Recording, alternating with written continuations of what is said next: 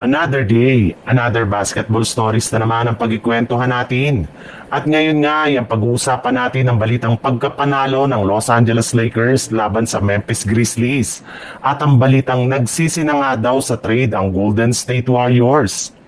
Sa pagbabalik pa lang nga ni Luka Doncic ngayong araw sa Los Angeles Lakers, ay pinangunahan na agad nito ng kanilang team sa panalo laban sa Memphis Grizzlies sa score na 117-112 sa pagtatala niya dito ng 44 points, 12 rebounds at 6 assists sa kanyang 14 out of 27 shooting sa field goal.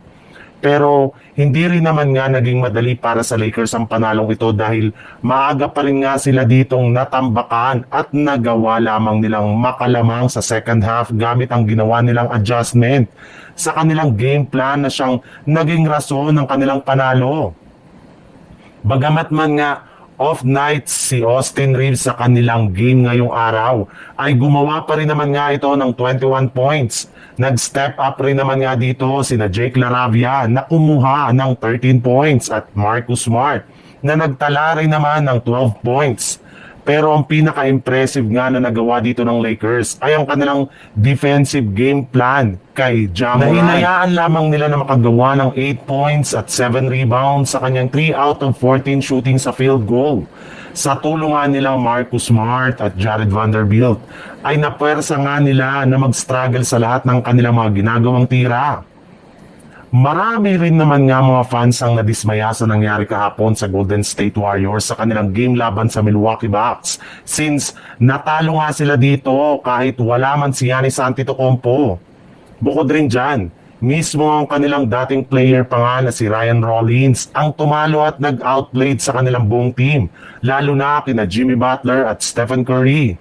At kasabay nga ng pagtatapos nga ng kanilang laban ay mismong si Stephen Curry na nga ang nagbulgar na hinihingi nga daw ni Rollins ang kanyang jersey na merong pirma. Ibig sabihin, nananatili pa rin ang idolo ni Ryan Rollins ang isang Stephen Curry sa kabila ng pagiging magkalaban nila sa ngayon. Inamin na rin naman nga nito na sa harap ng media napansin nga po niya na napakalaki talaga ng in-improve at pinagbago ng laro ng kanyang dating teammate since halos wala nga daw itong takot kahit sino man ang nagbantay sa kanya sa loob ng court. Ginagamit nga daw ni Rollins ang bilis nito upang makapag-create ng advantage at makagawa ng diskarte at plays.